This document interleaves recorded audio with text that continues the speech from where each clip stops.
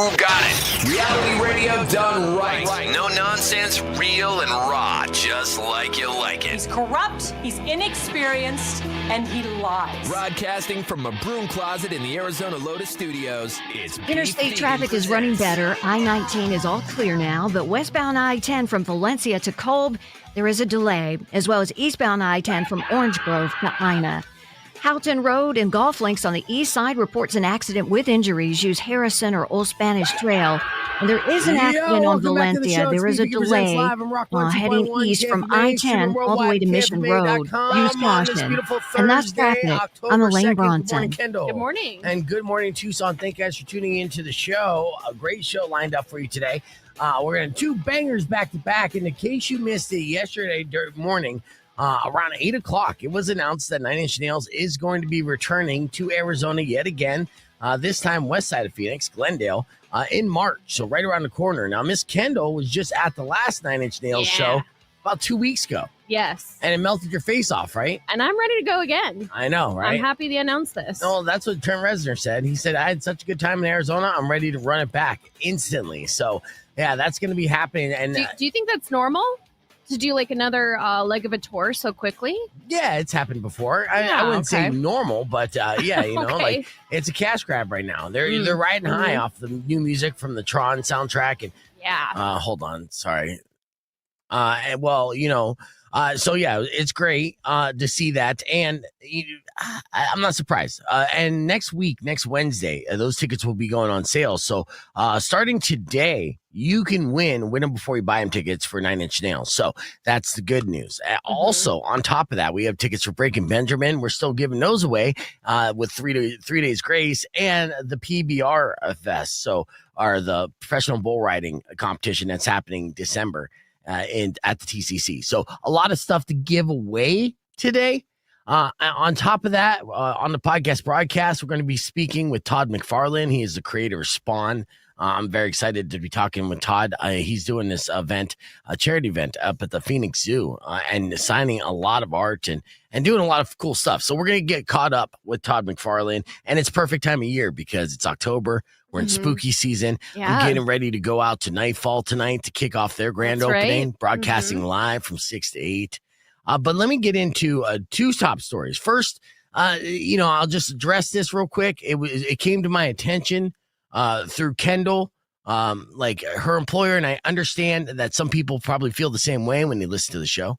I have to make a public announcement every now and then just to let people know it's okay when I speak. It does not hurt me when words come out of my mouth. I understand that it sounds painful. It might be painful to even listen to. I get that. But my throat feels fine, feels great, actually. And when I speak, it's not like I'm in constant pain. If I was, I'd be a full-blown junkie. You know what I mean? Yeah. I mean, I'm not worried about how you sound unless you start full-blown sounding like RFK Jr. Then I'm going to, It's inevitable. I'm going to take you to the doctor. I'll tell you this much right now. Not only is it inevitable, I did sound like RFK Jr. for a minute. I did have a polyp in my throat when I was about 22 years old. Right. And it was rough in the morning. I would wake up in the morning, and this would terrify girls that would wake up next to me. Because just imagine waking up next to RFK Jr. and be like, "Good morning," like that's how I sounded, right? So I would go to sleep sounding a little raspy, a little crunchy, if you will. But we're drinking, lubricating the throat, so probably sounded kind of like this. And things would go good, little bingo bango, smash. Probably perform like bingo, a 2 out of 10. 2 out of 10, right? Anyways, wake up in the morning to maybe run it back and try to be smooth, romantic, and then roll over and say, how you doing? And they're just like, I woke up next to The Walking Dead. Yeah. So, yeah, it was a process to get to sounding like this. And now, honestly, I think I sound good. So if you are concerned about how I sound, and if it's painful for me, it's not. And if it's painful for you, I apologize. All right. The big national story, obviously, is the government shutdown. I don't even really know what that means. I'll be honest with you. It's a whole lot of dog and pony show. But while we were sleeping, late night talk show hosts, they all took a stab at addressing it in a comical manner. And in case you missed it, it went like this. Well, guys, after Congress failed to reach a spending deal, the government shut down for the first time since 2018. Yeah, as a result, all non-essential government workers will be sent home without pay. And today, President Trump looked at J.D. Vance and said, "J.D., I'll see you in a couple weeks." But you know what? Maybe this is a good thing. You know, the government hasn't been working that great lately. Who knows why? Maybe somebody got the government wet, you know? Let's unplug it for a while, plug it back in, see if it reboots. Well, I have some bad news. Our government is now officially shut down because we don't have funding to pay the federal workers. Spicy crowd. Trump really is running the country like it's one of his businesses. He said he would. All right, so that's what the late night talk shows said about the government shutdown. This just in, all of them were fired. All right, let's start our show. We have a lot to get to, including your morning moron. But first and foremost, all right, let's get this going. We have a very special guest waiting backstage. He's part of a very special promotion that's going to be happening at the Phoenix Zoo. A quick little road trip up there. We got the one, the only comic book creator, legend, Todd McFarlane, joining us on the podcast broadcast. Good morning, Todd. Hey, how are you guys doing today? Doing good. Are you joining us from your beautiful home here in Phoenix? No, I'm visiting with some good friends, and I'm trying to find the best Wi-Fi spot. So, hey, I heard a rumor and reputation. You know how people are around Arizona and stuff when they hear like people live in the States are just like, hey, did you know? Like I'm sure I've heard several people say, hey, I the man who created Spawn lives in Phoenix. Did you ever live in Phoenix at all? yeah, we moved in 1994 and lived here, and then just recently moved out to LA. We were here though, for over 30 years. Yeah. Oh, wow. And So Ahwatukee. We were out in Ahwatukee in the same house in Ahwatukee for 30 years. Yeah. Yeah, you're one of the very few people who actually migrated back west to LA. When everyone's coming from LA to Arizona, you're like, it's a good chance to go to LA. They opened up. They left all their houses empty, and we took one. So, we've been here so long. I mean, when we moved to Arizona, we had one young child, and then and my wife and I born in Canada, and so was our first daughter, and then we made 2 Yankees. They grew up and they're all off, but they all ended up, all 3 of them, in the LA area, and so mom was like, I want to go see my babies again. So we just recently moved closer to all the kids. Want to get close. Did any of your kids kind of inherit your artistic talent and ability? A couple of them are okay, but I think what shocked them more was they would come home from, Friday night parties or whatever else when they're in high school or whatever, and they'd sneak in the house thinking that we didn't know they were coming home late.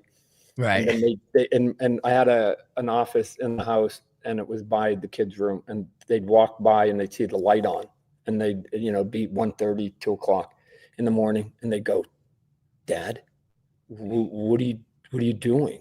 And I'm like, I got a deadline. I got to get my work done here. I got to send something off in the mail tomorrow. So, that was what ruined it for him. I went, oh, well, hold a sec. So you draw and and there's work that goes with that. We just thought this was this was like an easy thing to do. And they went, I'm not taking that job. I don't care how good my art was. So they, although they had the skills, they go, I'm not staying up till 2 o'clock. So and all those deadlines and everything. Yes. Well, I mean, obviously most people know you from a couple things, Spawn being most notable, right? And then you have such a distinct artistic style, that you had a toy line and everything, and you've had collectibles all released under your name. It's part of a signature, Todd McFarlane brand that people really dig and enjoy. And so you came back here for this event at the Phoenix Zoo, and it's called Comic Conversation. And that's what we have you on here to talk about. I think it's really cool. What made you want to link up with the zoo to bridge, both, art and, I guess wildlife, right? I mean, embracing everything that the Phoenix Zoo has to offer. So full transparency, it wasn't my idea. Okay. Oh. Don't give me any credit here, right? Right. I think it came about because like I've forever, since I was a little kid, let people know that my favorite animal on the planet is the rhinoceros. And the reason is, even from a little boy, I just have felt that animal is the last of the dinosaurs, right? Like you look at it, it looks like a dinosaur, and it just was either too stubborn or too dumb to die when everybody else was, right? It's a survivor, right? It's a Yes. remnant. It's just, I go, look at that dude. I would put the elephant and the hippo kind of in there, but not as cool looking as the rhino. Anyways, so that's there. Fast forward, it's my birthday not long ago, and my wife somehow, I don't know how the connection came about, but her birthday gift to me was, you get to pet a rhino. Because we had talked about going to Africa. We talked about going to Africa and doing a safari or something so I could just see them in the wild. And she goes, you get to pet a rhino today. And I went, what are you talking about? Anyways, she hooks them up at the zoo. And I did. I got to go in the rhino pen and feed the rhino. And if you've never fed a rhino, which I'm assuming most people haven't, Right. They've got this front lip and it just goes like, and it literally sucks like it. Whoa. You hold the food and it goes all the way up your forearm, and then it just sort of, it doesn't really have teeth per se, and it just sort of sucks. A lot of slobber. So if you've got germ phobe, you don't want to do it. So it would just swallow my arm and eat and whatever else, and you got to have a good time with that. And then they sort of said in return, hey, since we're doing you a solid, right? This is how like sort of mafia and Italian people work. Like you do me a solid, I do you a solid. And then they said, hey, we're doing some charity event, blah, blah, blah. And it was like, yeah, cool. Like, let's do it. What do you guys need from me? And so your payment is just to be able to get quality time with a rhino. You're like, I'll do it. Yeah. I'll come help you. I'll come help you. You just let your rhino slobber me. Right. and so it worked out okay. We both hopefully at the end of today or this weekend, I guess it is, they'll consider the debt paid in full. So we'll see. I love it. Here, we're going to get on the air here. I'm going to reintroduce you to the audience on the FM side. It's Rock 102.1 KFMA. Welcome back to Beef Vegan Presents. Joining us today is legendary comic book creator Todd McFarlane. He is the Canadian artist who redefined Spider-Man, co-created Venom, and went on to launch Image Comics and create Spawn, the best-selling independent comic of all time, and also the mastermind behind McFarlane Toys, which is one of the most successful collectible toy companies in the world. Please welcome Todd McFarlane. And then it's where the crowd cheers, right? And over the top.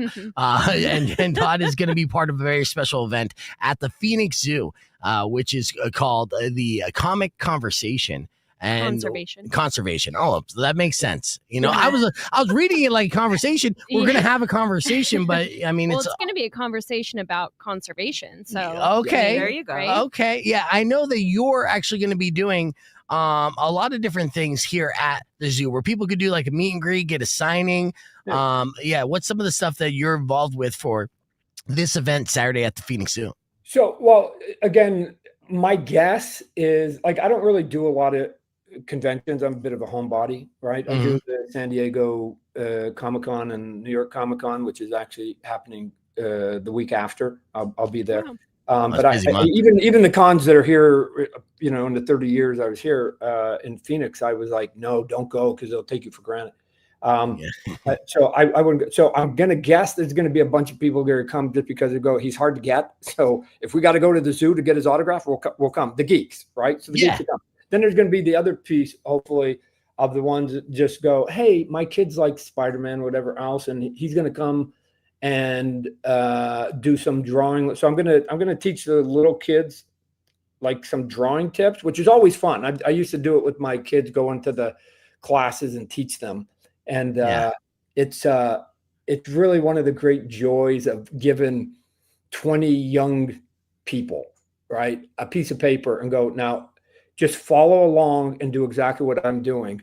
And then look at the results 10 minutes later. You go, what? Like, You get everything from Michelangelo's in that class to people like, no, we don't look like Charlie Brown, right? The eyes are not like that far apart, and your hands have to be able to get higher than your head. But it's a good effort. So anyways, it's pretty fun. If I've got time, and I'm hoping most of the parents will be there, I'm going to give the parents a quick lesson on how to be better at Pictionary, because it is staggering how bad adults are at Pictionary. You don't have to be great at everything. You just have to make sure you do the one thing that describes the words you're doing. So, for example, let's stick with animals. If you're going to draw, my wife does this. Every animal has the exact same body and head, right? It's like every animal looks exactly the same, which is okay. They're all shaped like bears. Yeah.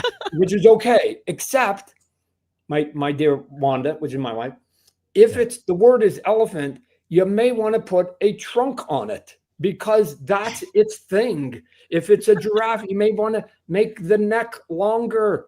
If it's a bunny, you may want to give it a curly tail and longer. Like there's usually something that will make it that thing. You don't have to draw it good, but you got to at least put a trunk on an elephant, right? Yeah, that's a pro tip. Yeah, I mean, man. So, and it's pretty basic. Yeah, basic stuff. Like you can do a house, lots of things look like a box, then at least put a door on it and some window, like just here, box, window, cross.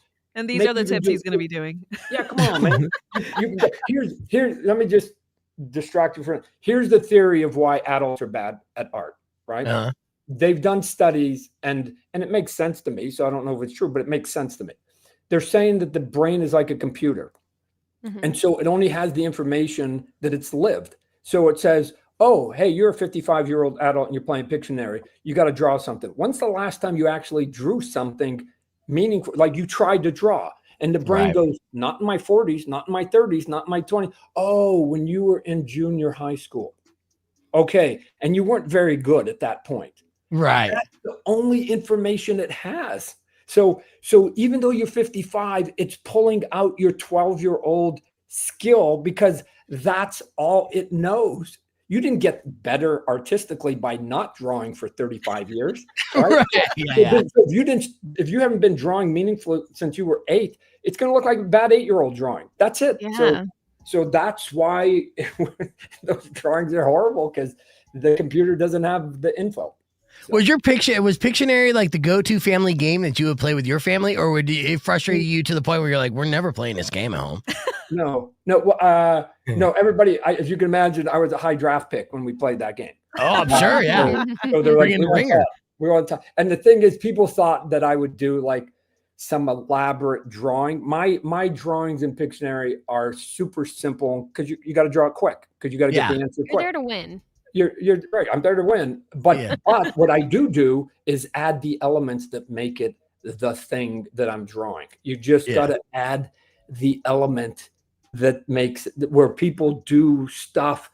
Come on, we've all been there. And you, even after they give you the word, you look at the drawing and you still can't see it. Right. So, going, what was that, Mom? I don't understand. What was that? Well, I was trying to do like a down view of the lake or whatever. And it's like, okay, I guess I look like a scribble to me, but lots of things, a down shot, an eagle's point of view of a lake. When are you coming up with that, Mom? And by the way, if you're going to do that, why didn't you put a down shot of a boat or a tree too? So I knew it was a lake, not just a blood splatter or something. So, but anyway, I can go on and on about adults in Pictionary. Let's move on. Yeah, I would never play Pictionary with you. You know, it's like everyone's a critic. It's probably a rough crowd. Before we get into all the details for the Phoenix Zoo, which is really cool that you're doing it. You know, I want to say I grew up on HBO, right? So my introduction to the Spawn universe was HBO and that legendary cartoon, and then followed up with the movie. Obviously it's such an iconic brand and character. Now with the resurgence of everything, right? You got the Marvel universe, and now DC universe seems like back on track with like James Gunn. Yep. Is there room for a Spawn relaunch and rebrand? And are we going to see like maybe a third chapter of the character come into life here soon? Yeah. So the answer is yes, right? It's just that from what I'm used to doing in the toy business and comic books, we get stuff done every week. right? Yeah. We come up with an idea, we put it and we do it. Hollywood is like moving glaciers at times, right? Like my definition of Hollywood is you can do 3 projects, die at the age of 80, and at your gravesite, they're going to call you prolific with 3 in your back pocket by the age of 80. So things take an ungodly amount of time. We've been working on it. I signed up Jason Blum and Blumhouse. They're known for all their horror movies. Yes. In 2017, and then I got Jamie Foxx to say yes to it. Went and picked up Jeremy Renner to say yes to it, and then we wrote a script and for a while I had the writer of the Joker was on it stuff. We couldn't quite get to where we want to get to, so we just hired a new director, an A-list director. Haven't announced it yet. Nice. So it's moving, but I stopped making announcements because every time we'd get a new piece of talent on it, I'd go out there and we'd get the front page of a lot of the entertainment news. I just want, you know what? It's been so long. My wife is like, I'm tired of you talking about it. Get it done. She's practical. The next piece of news is just going to be, here's the team, here's who we sold it to, here's when production starts, right? That's like, because all people really want to know is, when can I go see it, right? Yeah. So we'll go do it. The gentleman behind all the cool zombies on the Walking Dead TV show, we've designed all the costumes and all the other stuff. So there's a lot of work still going on until we get it done. And let me tell you, because I'm just a feisty young man, and that's probably about a kind word compared to other people would use on me. Like if Hollywood can't figure it out, I'll figure it out on my own, right? Yeah. Yeah. There are ways. I've been a patient. I keep telling, I've been patient trying to run it through your system, but I'm losing that patience. And if I'll give you guys one last kick at trying to figure out, and then I've got people waiting to make this movie that are not in the club. Right. And the theaters and the distributors, they don't care where you get it from. They need content so that they can get people to come into their theaters. So we're going to get it done one way or the other, to the point that I told the director that it's like, dude, nobody has I still have the rights. I retained I didn't give my rights away. Right. So we're going to go in with the script you and I like, and we're going to say this project with this script with those people, and we need you to greenlight it. We don't want any of your creative comments on it. Like, we'll pass that right now. And if they say no, shoot, I hope they do. I'll go do it. I'll go do it the way I've always done, which is to go up against the big boys, right? Image Comics. Sounds awesome. You mentioned it before. Image Comics, which is where I'm the president of. We found it is the 3rd largest company. Right. Everybody knows Marvel. Everybody knows DC. And then there's us. And for 30 years, we've been number 3. And my partners are, I'm the guy who co-created Venom. My other partner who started was the guy who created Deadpool. Another one created Cable. We brought in another partner, the guy who created The Walking Dead. Somebody else was doing at Marvel at that time, the Guardians of the Galaxy, when nobody knew what it was. Like we're a team of people. And then we created an outlet where we made the best deal we could for us, the founders, and then we opened it up and gave that exact deal to anybody. So if any of you 3 were to do a comic book for us, we would own 0%. And we would take a small sliver, and you would, for doing accounting and printing and distributing, basically the logistics that most creative people don't want to deal with. You then reap all the other money. And if somebody wants to come and make a video, hat, toy, t-shirts, TV show, all of that's yours. You don't owe us a single cent, right? Like where do we sign? Yeah, no, it is. We're pro creator. We're on the creator side. The creative people should be reaping the benefits, not corporations, right? And so that's it. Here we go. So I created Spawn, and I'm living a good life, and because I own lock, stock, and barrel, Spawn. And Robert Kirkman, my other partner, does Walking Dead. He leads a very good life too, because he owns that thing lock, stock, and barrel. So huge franchise. Yeah. I tell you, we're I can't continuing the conversation. I can't say I get the same amount for Venom because that was just me being an employee working for a corporation. Right. Well, we'll continue the conversation here. We're talking with Todd McFarlane here on the podcast broadcast, youtube.com/beefvegan. That's where you can join us. Be back with more and details about the Phoenix Zoo event right after this. Clear. Yeah, in a way, sorry, we were on the FM and still on the stream. In a way, it almost makes sense to produce everything independently, because that's the kind of like the spirit of the character in the first place and how it was born and how it was launched. And so you kind of, like, I understand the machine. They want their fingers in it because it's valuable IP, but I think it's the strongest to continue to make this character live like it always has lived, and that's by your rules making it happen, and then just everyone else kind of jumping on board after the fact, right? Yeah. Well, I'm not. I'd like to think that I'm fair-minded. So if I'm going to say, hey, I want you to completely fund it, then you obviously get some input in it, right? Yeah. But if not, if I'm the one that's bringing sort of the idea and half the money and the creative team and whatever, then it's like your role in the end product diminishes somewhat, right? And because again, you're not holding all four aces, and so I don't know.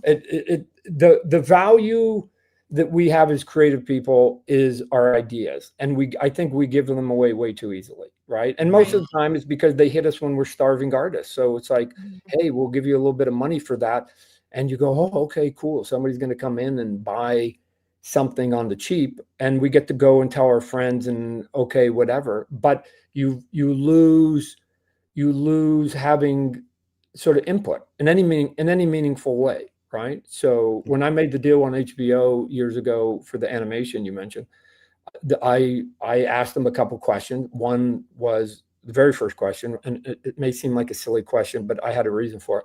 Can I say the F word? And they went, yeah. And the reason I needed to ask that, because I knew it had sort of adult themes to it. And I needed to be able to have somebody, given that we deal with crime and dirty cops and mafia and stuff like that, like I need to be able to use language that was like how they talk, those people. Yeah, realistic. Yeah, those characters. So once they said yes, I went, okay, cool. And then the other one was, I've got to be, again, in charge, and I know nothing about animation.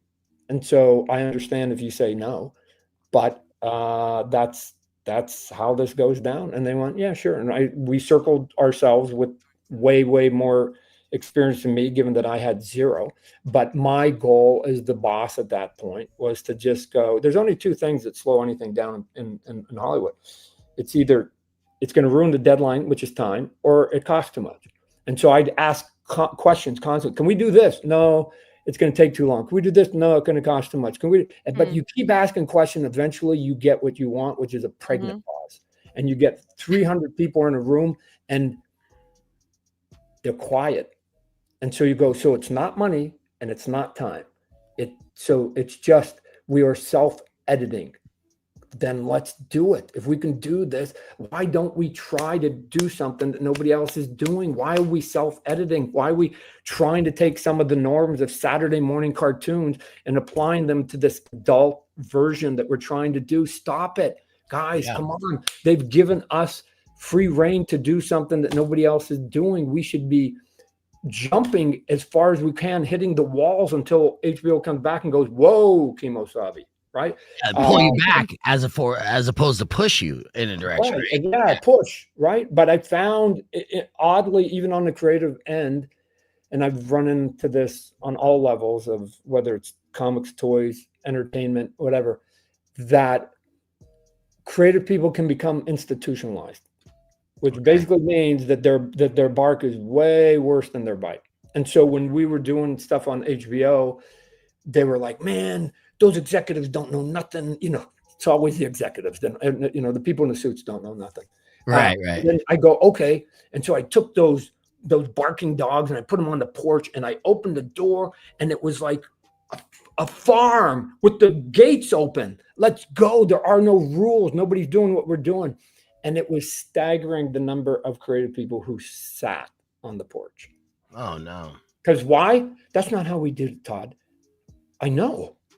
That's why we try something. And I go, oh my gosh, they've been doing it for so long. They just talk about the freedom, but now that they've got unfettered freedom, they don't know what to do with it, right? Because they got to institutionalize that. I could see that happening, no, and then also the security of having the salary and everything. So were you unhappy at the final product, or you felt like it could have been better for as the initial run of the cartoon series on HBO? No, we ended up winning 2 Emmys on it, and it wasn't that I was dissatisfied with it. It was that there were a couple things. One, just on the business side, HBO started an HBO division, and they wanted to do all their own animation within that. I thought it was the wrong move. I thought they should have just let people do it on the outside and then just license it in, like rent it, if you will. Right. But what ended up happening, they started with 6 shows, and every time a show failed, then they would take all that money and spread it to the existing ones, right? And so, unfortunately for my show, everybody failed except for ours. And then by the end of the 3rd season, I remember them saying, we gotta shut the show down.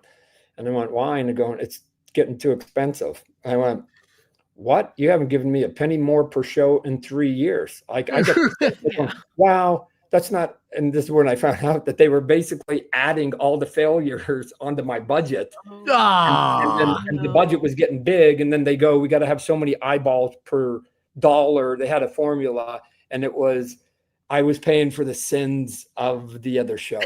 Right? Oh, you're killing me, Smalls.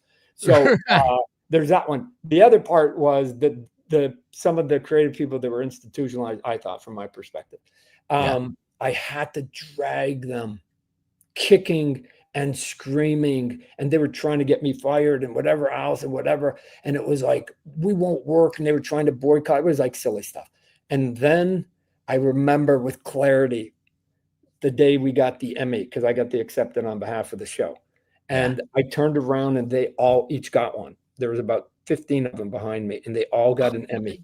And I turned and I looked at them, and you couldn't, the smiles on their faces was probably as wide as they've ever had.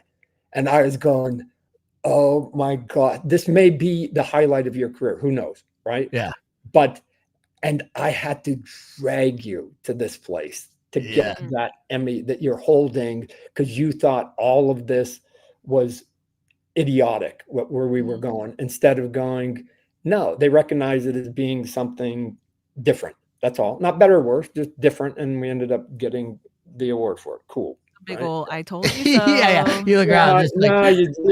Look at personalities and people. I getting too old. I just like, let's get the work done. We don't have to like each other. Let's get the work done. Right. We have the rules. Here we go. Our job is to score more touchdowns than the other team. We don't have to go out and eat pizza after if we don't want to. We just got to be. But for those 4 quarters, we just have to be a team.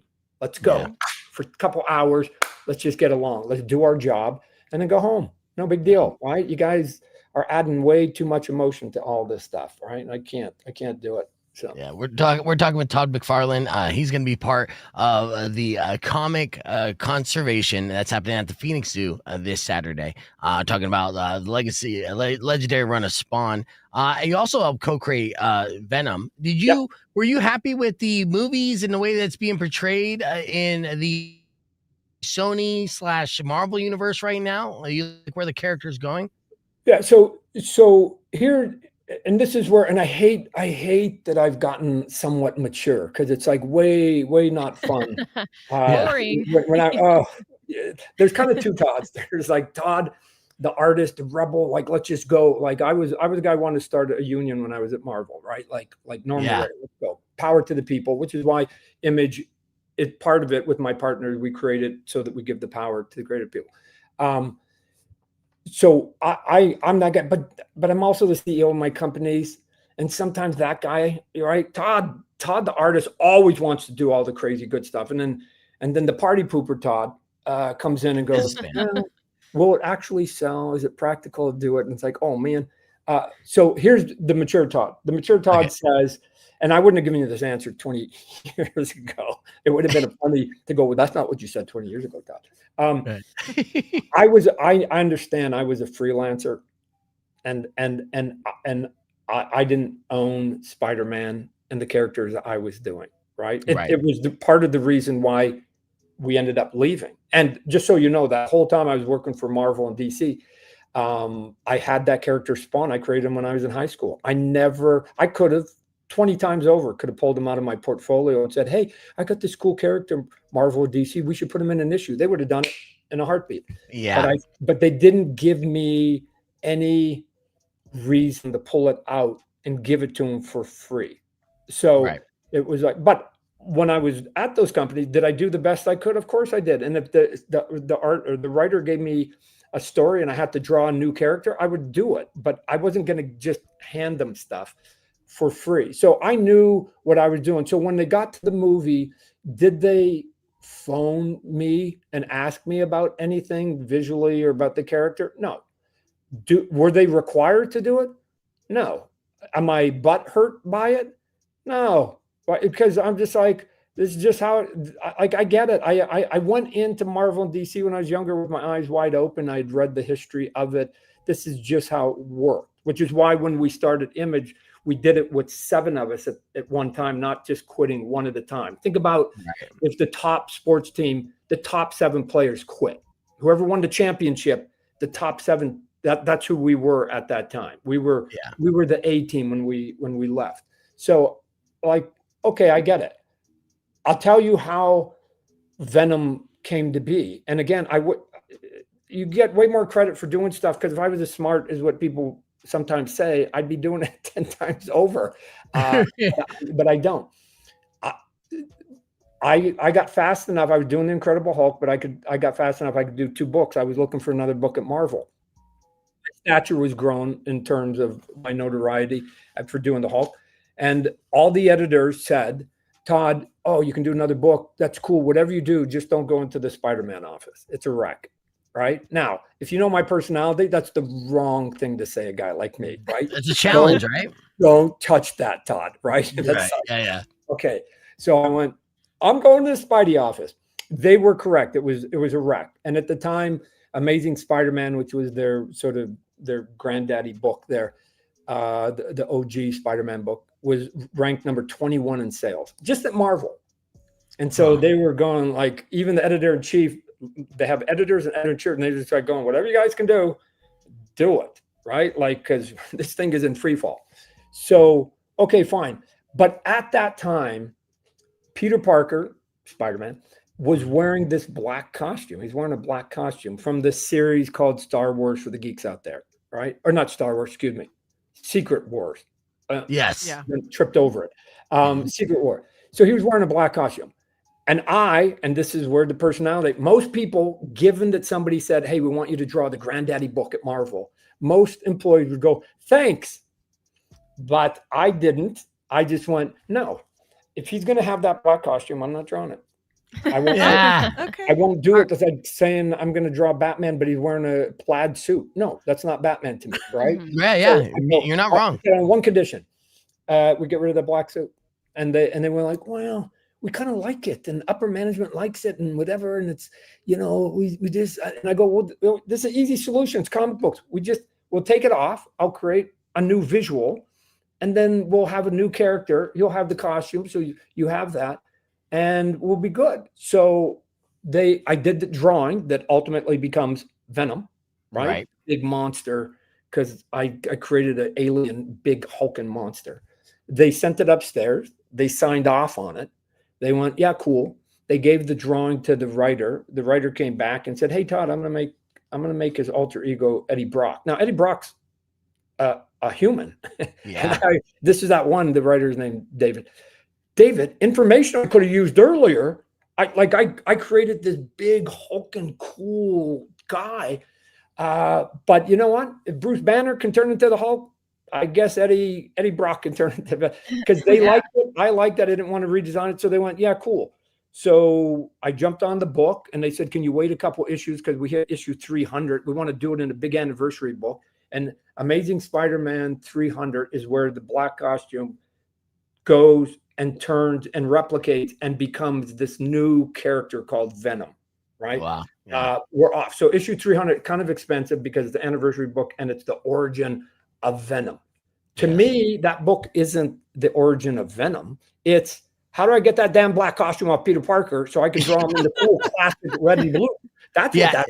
In the very last page of that issue, Peter Parker gets to put on the classic red and blue with the web, like the one we all know. Yeah. Jumps out the window. It's the last page, and it says a new beginning or something, and it begins anew. And to me, I'd been on the book. That was my 3rd month on the book. That was the first page I felt like I was drawing Spider-Man. At that moment, I would like being now I'm drawing Spider-Man. The byproduct was to get there. This character called Venom got created and turns into $1 billion happy accident for the corporation, right? So they're off. And then on Spider-Man, I messed with Spider-Man, took the sales to #1. They ended up giving me a new book. We set a record that's still a record today for a single creator for sales when I was writing and drawing Spider-Man. And I reinvented the webbing and reinvented the way he poses and all this stuff that frustratingly, I didn't like being told how to draw. Like, it's like, why don't you just let us have fun?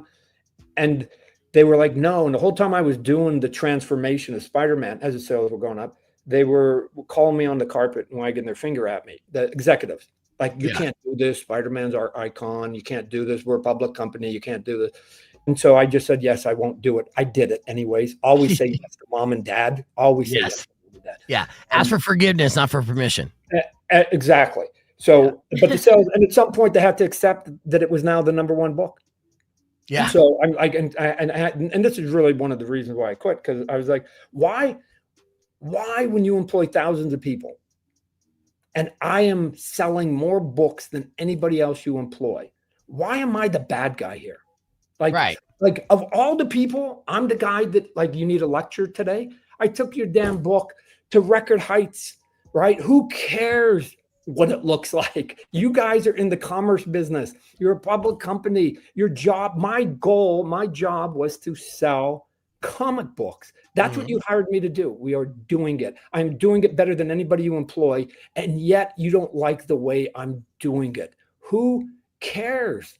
Who cares how I'm doing it? The fans like it. And at some point, they just wore me out. I just go, Uncle, I got to go. I'm having my first child. I'm going to be a dad. I don't know what that means. I just need to catch my breath. And then very shortly we started Image, and I go, hey, I got this character called Spawn, been sitting in my portfolio since I was a kid. I know exactly what I'm going to do. I'm going to quit Marvel, and we're going to do this, and I'm going to do Spawn. Here we go. I love it. Yeah, it's fascinating too, the business behind it, and how the creation of Venom and had to like sit on the back burner until the 300th episode. And it's really the 300th issue is not necessarily the birth of Venom, but really the rebirth of the classic Spider-Man that we know and love. And but I'm the only one that would call. I know I'm the only one that would call it that. But you know what? I mean, that's you were there for literally writing the history, as we know it. So I would take your word for it more than anyone else, to be honest with you. But they pay a lot of money for that issue now because it's the origin of Venom. They go, if that's not true, if it's Todd's version, this should be half price. So. Yeah, no, I mean it should be more because it's the rebirth of the classic red and blue Spider-Man, that we know and love. And here's what I did. Here, just so you guys know what I did with Spider-Man. When I sort of did some weird thing with him. I essentially, the easiest thing that I did with Spider-Man, that instead of getting into sort of goofy detail, is that I thought they were doing Spider-Man, emphasis on the man, on the man. When I took it over, I went Spider-Man. I didn't really care about the man part. So I put him in the cool, when he put the costume on, I wanted him to be like a bug, an insect. Right. Which is why I sort of reinvented the web so that you could do all these things that he was never able to do before. That again, they have now continued all those things. They now, sadly, and this is my frustration, everybody now does sort of a knockoff of my style, and I don't get it because there might be a kid that is like the new Todd that's like he might be able to come up with stuff, but you're putting him in a corner, and they're just not dumb and immature enough like I was to go, no, I won't draw like Todd. I want to go do my own thing. But all of that now is the look that is become ingrained for the last 30 years of that company. So, but if you want to keep my memory alive, God bless you. It's good for my career too. You always rolling out my look and tipping the hat in my direction as I'm in competition with you, but you keep doing it. Good for you. Yeah, exactly. Well, another example of too, like, the corporate infrastructure kind of like, running off their golden goose. And all the good work that you were doing at Marvel at the time was literally, keeping them relevant in the conversation and making record profits. And then they made you unhappy enough to start your own company and become the competition. Which, it seems to happen time and time again. You could meet Todd and experience, learn to draw with Todd McFarlane. It's the experience. It's only $10 at the Phoenix Zoo, phoenixzoo.org. It's free with zoo entry. It's, this comic conversation or conservation. Thank you, Kendall. I see it in your face. Yep. Spell it out. There'll be- Telepathically telling you. Yes, there's going to be raffle there too, activities, games, face painting. It's going to be fun for the whole family. You can meet the artists, meet Smokey Bear, cosplayers, mascots, everything else. The weather's really nice now too. So The what? I said the weather, just being outside now is.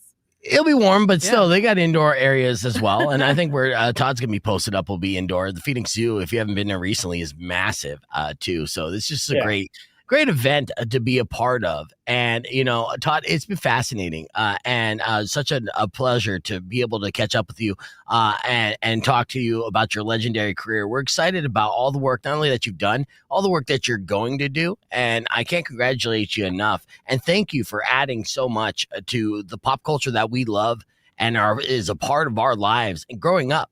Really, I mean, so much. You've been so instrumental into like all of our lives, even though you haven't met all your fans, but so much of the characters that you created from your, imagination has become just a part of us and our personalities, which is odd in a way. You created our personality. I appreciate the kind words, but here's my delusion, maybe. Okay. You start at 20. I'm 60 now, so I got 40 years. I think I'm going to 100. Right. So I'm determined to go to 100, which basically means I got another 40 years. So I'm only halfway through my career right now. Nice. Right? Yeah. So like whatever people say, they go, oh man, like I'm going, guys, I still think my best days are ahead of me. Right. So tomorrow's always way better than worrying about what you did yesterday. So hopefully I've got a few more rabbits up my sleeve that we can sort of unleash to the world. The neuroses of creative people, and we're all neurotic, myself included, is we have so many ideas dancing in our head, so many, and we know that we're only going to get a fraction of them out before we take our last breath. And that's why I think why we're squirrely, because we just we got 1 million, and we'll be lucky if we get 10 of them out in any meaningful way. And we actually may go to our grave with our best ideas never exposed. Right? It's frustrating, but that's just the nature of all that, which is why I started companies, so that I could get some of those out at a faster rate, right? Which is why I started. We didn't even touch on the toy company, which is a whole nother lecture. But where I go up against the Fortune 500 companies and selling Walmarts and Targets and Amazons with them. How does a little company like me compete against Godzilla? But we'll save that for another day. Yeah, and it's been such a big part of like toy culture, which now is embraced by adults and accepting like publicly. Like you now as a grown man, you see a really cool toy and you're just like, I want to collect that. I want to own that. I want to look at it and appreciate art in a 3D form that we'd never appreciated art before. And that's what your toys are. Very quickly, nobody was doing it, which is why I started the toy company. Nobody was doing anything for people over the age of like 10. Or 12. Like if you walked into a Toys R Us back then, who were the number one toy buyer, if you said, okay, I'm 15, what's in this store for me? Maybe a skateboard, maybe a bike, and maybe a video game console. That was it. Everything else was for kids. Kids. So you can sell action figures to anybody. The key is doing it with the right brand name and content. So I wasn't doing Care Bear kind of toys. I was doing Predator, Terminator, The Matrix, Freddy Krueger, Halloween, right? Like, so if you want to sell it to people that are a certain age, You've got to give it to them. If I want to sell an action figure to my mom, I just have to make it look like Engelbert Humperdinck or Tom Jones. We'll buy it.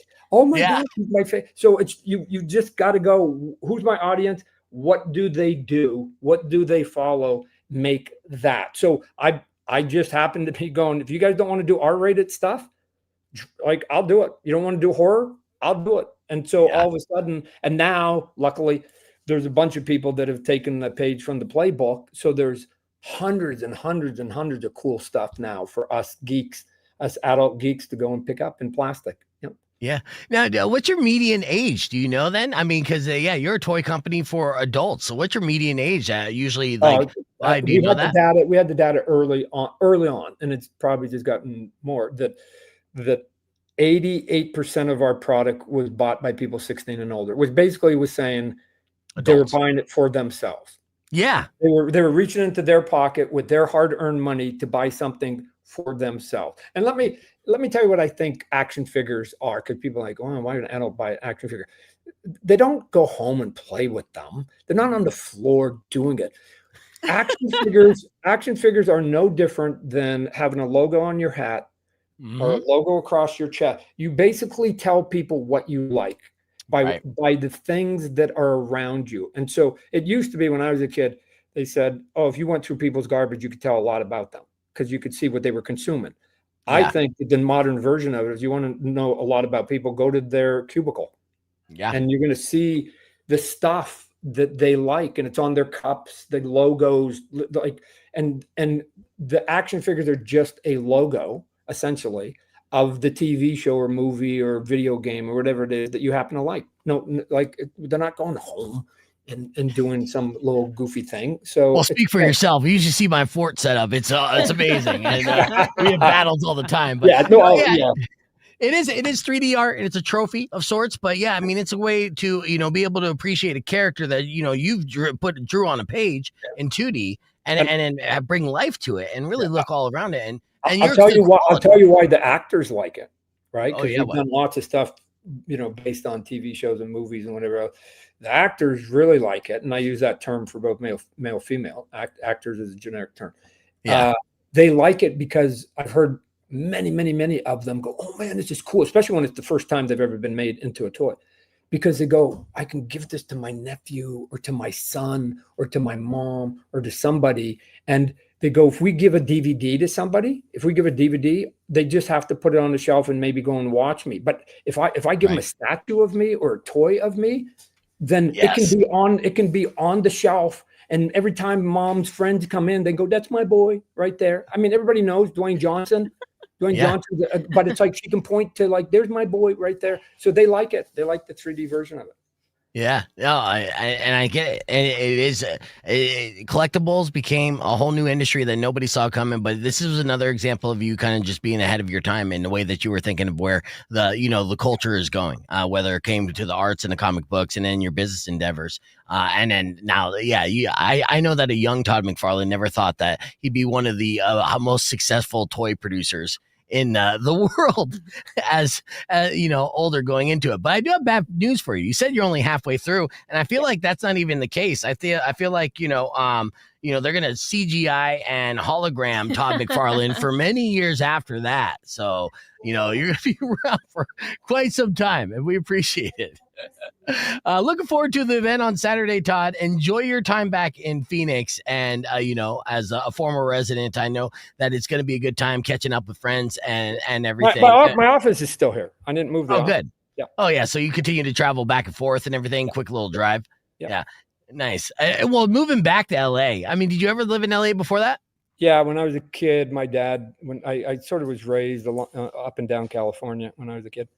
Yeah. Has it changed a lot when you came back? Were you like, oh, wow? Or is it just kind of like how you remembered it? Surprisingly, there's still a lot of stuff that I remember when I was like 8. All right. I'm just going, what? I remember that. Oh, man, that's still there. Like 50 years later. It's kind of cool. So yeah, that's awesome. We live 2 blocks away from the oldest In-N-Out burger restaurant in North America. So it was the second one opened. First one is now closed and is a museum. So it's in a weird funky place in the neighborhood. Like you just go, what?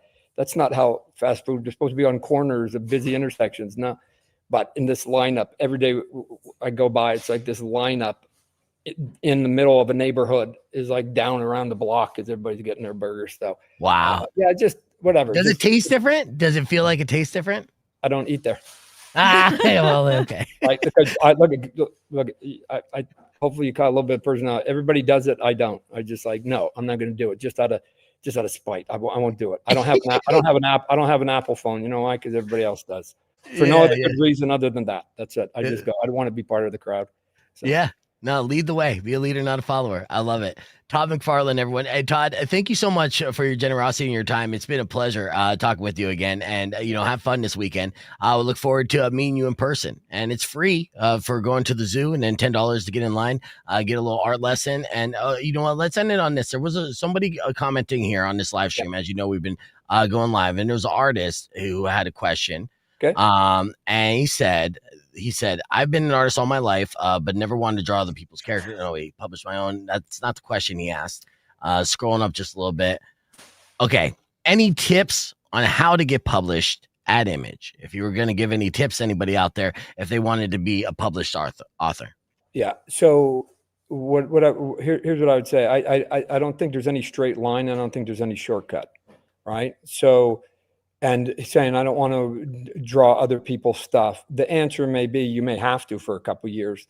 Because here's what I knew when I was at Marvel. As I was, when they were lending me their characters like Spider-Man and Hulk and Batman over DC, I was selling books for them, but they were helping to elevate my career too. So that I knew the day that I left, I would have momentum going behind me, right? So people didn't buy Spawn coming out of the gate because anybody knew what that was, because it was a brand new character. They were buying it because it's like, oh, that's that artist up from Spider-Man, right? Right. So you take that kind of momentum. If you're going to go straight and try to sort of short circuit that a little bit, then you create your idea. You find, if you're a writer, go find an artist. If you're an artist, go find a writer. How do you do that? Go to conventions. They're all over the place. Go find somebody of like mind, and then do it, and then shove it down as many people's throats as possible, over and over and over, until somebody says yes. You need one yes to get a job, right? Like if you get drafted, let's go back to sports. If you get drafted in the NFL and somebody drafts you in the NFL for the Atlanta Falcons, you know how many other teams have to think that you were draftable? None.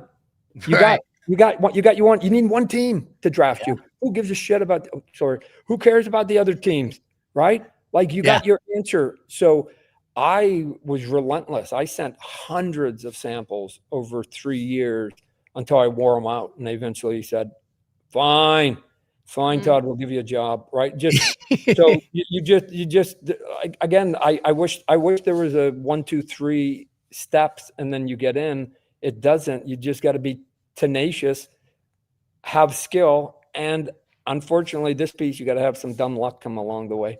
Yes, absolutely. You have to get a lucky break every now and then in life, right? Very few people have succeeded that won't say, oh man, here's where I caught a break. Here's where I caught a break. Here I caught a break, right? So I'll give you one real quickly that we can go. I finally, after 3 years of being relentless, I got in and I started working at Marvel Comics.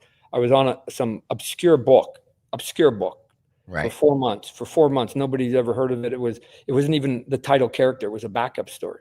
And in 4 months, they said the book's not selling. The book's canceled. It had nothing to do with you, Todd. It was already trending down when you got on the book. So I was essentially unemployed in 4 months after 3 years of trying to get in. And so I resent my samples to all the people I'd been sending, except for I got to now say I'm a professional. I wasn't any better in 4 months, but I got to say I'm working at Marvel. So that mattered. And my break comes, and I sort of played it in my head a lot of times, is that I get a phone call from somebody I'd been sending it, and they go, hey, we just had our artist pass away. He was a health nut. He was go to the gym every day, and he was so healthy. He drank unpasteurized milk, had an allergic reaction. By the time they get him to the hospital, he passed away. Oh, and so I've got an opening. Can you come in and help? Can you come and help? You shouldn't laugh at that. You guys shouldn't laugh at that. I'm sorry. No, but that was, and it was like, I was only supposed to come on for 2 months, and they ended up keeping me on, and I've been at it for 40 years ever since. So like I played that back. What if Don, his name was Don, what if Don hadn't take a drink of that milk? Would I have gotten back in? I don't know. So all because of milk. got milk. So that is but a lucky break is basically again, for that, who knows? For me, not for them. Like, but those Right. Again, one door closes, another one opens. Yeah, but you see it in one you casket see it closes. let me tell you, you see it in sports all day long. The starting quarterback, whoever breaks his leg, they bring in the backup, and boom. Yep. That's it. Off to the races, MVP, right? Right. And here we go. So that's Tom Brady style. Yeah, that's it. Exactly. Yeah. So you just go, somebody's misfortune becomes somebody else's, but that's the sliding door that you go, okay, here, this is it. So it's a long-winded way of saying to that guy, if you like art and you want to be in it, just you got to just grind it and do it and just go. Right. And somebody eventually, I believe that skill will get found. Like if you show it, if you expose it, somebody will see it and go, I hire unknowns all the time. Right. I'm constantly looking on Instagram or TikTok or some people doing YouTube channels and going, oh man, phone them up and go, hey, you want to do some work? And they're like, I never done comic books. I know it doesn't matter. You're really good. Right. And then they do a couple covers, and then Marvel and DC see them and go, hey, you want to do a Wolverine and Batman cover too? And bang, and all of a sudden they're in the business. Yeah. That's awesome. I love it. I love that you're scouting too, and that's good. You kind of see if, who has that and who has the passion as well, who reminds yourself of yourself. Yeah. Well, I remember my break, right? Yeah. Somebody took a chance on me, and I'll be eternally grateful. So you just, at times you go, hey, can you basically return the favor? Yeah. Oh, I love it. Again, well, thanks again, Todd, and have fun this weekend. And unfortunately, that's all the time we have for the show. But it's been great chatting up with you, and I look forward to meeting you in person.